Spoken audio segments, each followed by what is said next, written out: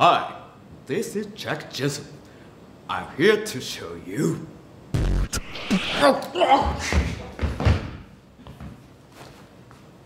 This is Chuck Johnson, and I'm here to show you.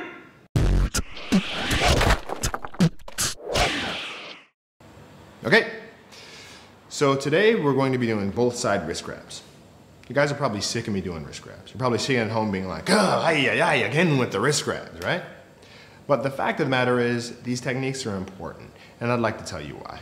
So first of all, wrist grabs may not necessarily be a reality for men in self-defense, but for women, they absolutely are. They happen. Second reason why I think you should practice wrist grabs is even for big, strong guys like myself or like Dean, or at least like myself, I think you have to have a basis of the simple stuff before you can move on to the complex things. You have to have a base of the easy techniques before you can move on to the difficult or more complex ones. And anybody who tells you differently has probably never tried to earn the rank of master in a martial art before. It takes time, and you need to build things up on top of each other over time. Okay? So anyway, let's take a look. So now, if somebody's got you by both wrists, the most obvious response is just going to be a quick, hard shot to the fruit tree. Oh! Who's big and strong now?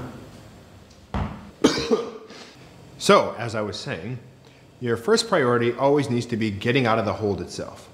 So let's take a look at the actual technique. All right, so Dean, go ahead and give me a grab.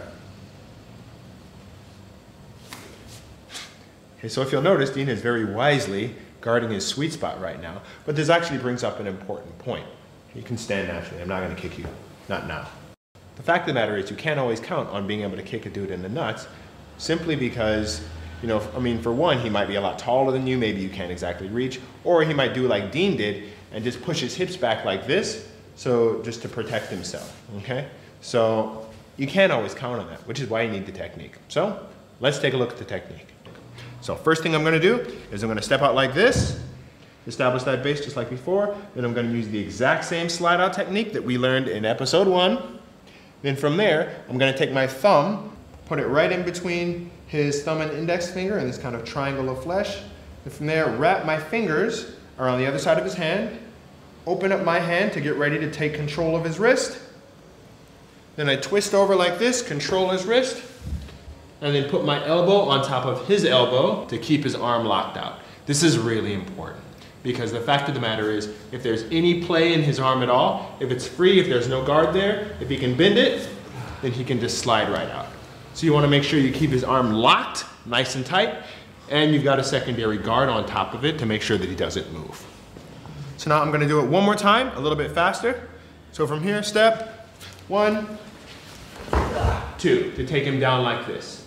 So the other thing you'll notice is that my other leg is way back here, so that it's not just that his arm is locked out, it's that I've got his shoulder locked out. So that from here, there's pretty much nothing that he can do and I've got control of him. And that is what you want. So for this show, we did probably the most complex or complicated technique that I'm ever going to put on this show. In general, I try to keep everything that we do under 3 movements and really, really simple. But I thought that this one's really important because if you can get the philosophy or the concept of how to control people's arms by controlling their wrists, that's a really, really powerful tool to have. Okay? Basically, it only comes down to 2 types. One is that from here, if you place your thumb in between the 3rd and 4th knuckle, and then you wrap around the fat part of the thumb like that, then that can give you this kind of control. Okay? The other, you put your thumb in between these 2 knuckles right here, and then you wrap around your fingers on the fat part of the hand. That gives you this kind of control. Okay? Now, honestly, it's a little bit complicated in the beginning, but once you get it, it's really, really simple and it's easy to do really fast.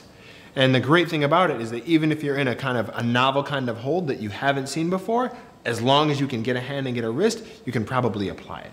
So anyway, that's all the advice that I have to give. As always, train, train, train. See you next time. Yosh!